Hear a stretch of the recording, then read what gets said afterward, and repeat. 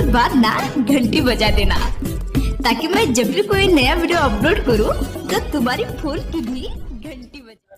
आज बैडिया बनारस में बुनकर कबीर का ताना बाना संस्था की तरफ से लोग आए हुए हैं और हम लोग उनसे ये सवाल करना चाहेंगे कि बुनकर समाज के लिए उनका प्रोग्राम यहाँ पर जो हुआ है तो उनका उद्देश्य क्या है। मकसद तो इतना ही है कि कबीर खुद एक बुनकर थे। दुनिया भर में जब कबीर को याद रखा जाता है मगर उनकी बातों को हम भूल चुके हैं, बस उनके नाम को याद रख रहे हैं। बुनकर ने कहा था कि जगत संसार ताने बाने से चलता है। ये जो ताना बाना है वो बुनकरी ताने बाने की बात कर रहे थे, मगर ताना बाना जिन हाथों से बनता है उन हाथों को आज क्या पर्याप्त वेतन मिल रहा है? क्या उन हाथों को अपना अधिकार मिल रहा है? क्या उन हाथों को उन घरों को इतना पैसा मिल रहा है कि वो अपना स्वास्थ्य, अपनी शिक्षा ठीक से चला पाए? आज सवाल यही है। तो कबीर को याद रखते हुए हम कबीर, क्योंकि खुद बुनकर थे, हम उस पूरे बुनकरी समाज के अधिकार को सामने लाना चाहते हैं।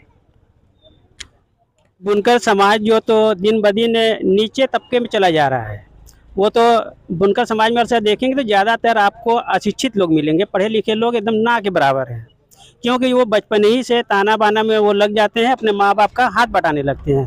तो उनको किस तरह से शिक्षा की तरफ उनको ले जाया जाए। साथ ही हम लोग थोड़ा बहुत शिक्षा पे भी कार्य करते हैं और इधर भी बजडिया की बस्ती में साथ ही नसरुद्दीन ने हमें एक कमरा दिया हुआ है जिनमें हम बच्चों को पढ़ाने का कार्य भी साथ साथ करते हैं।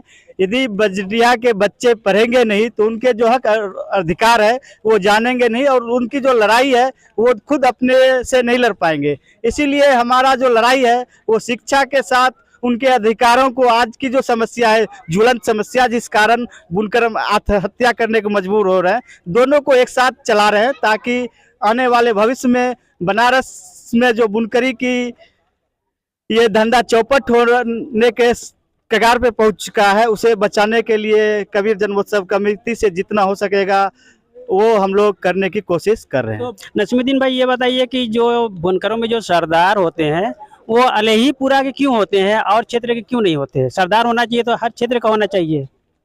बहुत बहुत धन्यवाद आपका, आपने बहुत अच्छा सवाल किया। यहाँ कुछ साथी हमारे मौजूद हैं। इसके पहले हमने यही बजडिया के लम्ही पे एक प्रोग्राम किया था ताना बाना कबीर का। मैं खुद अपने साथियों के साथ जाकर बजडिया के सरदारों को, बजडिया के पार्षद को हम लोगों ने दावत दिया था कि वहाँ पे एक मीटिंग है। अलहीपुरा के सरदार मकबूल हसन साहब आएंगे, लल्लापुरा के इदरीस अंसारी साहब आएंगे, तमाम लोग आएंगे, आप भी आइए। मगर उसमें से किसी भी यहाँ पे आए नहीं। और उसके बाद जब हम उसके बाद एक मीटिंग अलहीपुरा में हुई, वहाँ पे जब हम गए तो अलहीपुरा के लोगों ने हमसे ये कहा कि बजडिया के लोग जो है किसी भी मीटिंग में आ नहीं पाते हैं और सरदार हर जगह होना चाहिए। बिल्कुल सत्य है, यहाँ पे भी सरदार हैं, मगर यहाँ के सरदार जो है अलहीपुरा के सरदारों की तरह जो है तो अपने जनता के बीच में उतना आ नहीं पाते हैं किसी कारण की वजह से। यहाँ के सरदार जो है तो कोई उनको जानता भी है कि हाँ ये सरदार हैं? मान लीजिए सरदार ज़्यादातर ये होता है कि भाई ये अलहीपुरा के, लोता, कोटवा, मदनपुरा, आपका बैडिया और उधर दुल्हीपुर, मिल्कीपुर, जो बुनकर का जो क्षेत्र है वो सब एरिया में चले जाएंगे तो आपको एक भी सरदार नहीं मिलेंगे। हम सोच रहे हैं कि जो सरदार हों तो पूरे बनारस के एरिया के हर क्षेत्र के एक एक सरदार हों। जी, बहुत अच्छा सवाल है आपका। सरदार इसलिए अलहीपुरा में अभी तक चल रहा है। सरदारी पहले हमारे यहाँ भी चलती थी, जिसको हम लोग महतो कहते थे, मगर अलहीपुरा की धरती पे आज भी सरदारी चल रही है। मगर यहाँ पे सरदारी मदनपुरा में तो एकदम ना के बराबर है।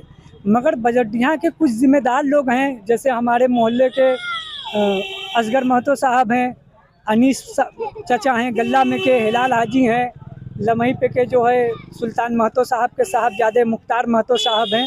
तो इन लोगों का कहीं ना कहीं बजडिया के जो पुराने लोग हैं, जो बजडिया की धरती के हैं, वो आज भी इनको अपना सरदार मानते हैं और इनका जो है कदर करते हैं। चलिए, बहुत बहुत शुक्रिया, धन्यवाद। अपना नाम? मोहम्मद नौशाद कुरैशी। जी, क्या पूरा मामला है? मामला ये है कि 15 मई 2024 को मैंने एक लिखित दर्ज कराई थी बिजली विभाग जेई साहब को, जिन्होंने, मैंने बताया उनको कि C4/101 का मैं निवासी हूँ। C4/101 पे जो बिजली विभाग का एक पोल लगा हुआ है जिससे पूरा मकान धराशायी के कगार पर खड़ा हुआ है और मैं लगातार जेई साहब को 3-4 बार सूचित कर चुका हूं कि अगर कोई घटना घटती है, क्योंकि इस पोल से कम अगर रोड चालू है, कोई भी अगर बच्चे या गली से या कोई भी रोड से अगर कोई भी गाड़ियां आती है तो कोई भी घटना घट सकती है, तो उसकी स्वयं जिम्मेदारी बिजली विभाग के जेई साहब की होगी। क्योंकि लगातार मैं उनको सूचित करता आ रहा हूं, पर उन्होंने कोई भी अभी तक कोई कार्रवाई नहीं की है। और अभी तक जो भी बड़े अधिकारी हैं, मैं उनसे भी हाथ जोड़कर निवेदन करूंगा कि मौके पर आकर स्पष्ट तरीके से जांच करें, 24 से 48 घंटे के अंदर इसकी तुरंत सख्त कार्रवाई करें कि फौरन इसका निस्तारण होना चाहिए। प्रसाद जी, अगर ये कार्य नहीं होता है तो इसके आगे क्या कदम उठाएंगे आप? और अगर इसके आगे अगर कार्रवाई नहीं होती है तो फिर मुझे लखनऊ सीएम साहब के पास भी जाना पड़ेगा। तो मैं उसकी पूरी लिखित जो है सीएम साहब को और एडीजी लॉ ऑर्डर्स को भी दूंगा कि भैया मैं तुरंत तत्काल इस पर कार्रवाई करे, थाना या एसओ या डीएम या एसएसपी साहब को, कि फौरन आके इस मौके पे जाए। अगर कोई घटना घटती है तो उसकी स्वयं जिम्मेदारी जेई साहब की होना चाहिए। आपके ठीक बरामदे के बगल में जो दीवार हो चुकी है वो किस वजह से हुई है? वो जो इसका बिजली विभाग का जो लगा हुआ है एंगल, उसकी वजह से भार ज़्यादा हो चुका है और उस पर जो है इसकी वजह से उस मकान का पूरा आधे से 75% का हिस्सा जो है धराशायी के कगार पे पहुंच चुका है।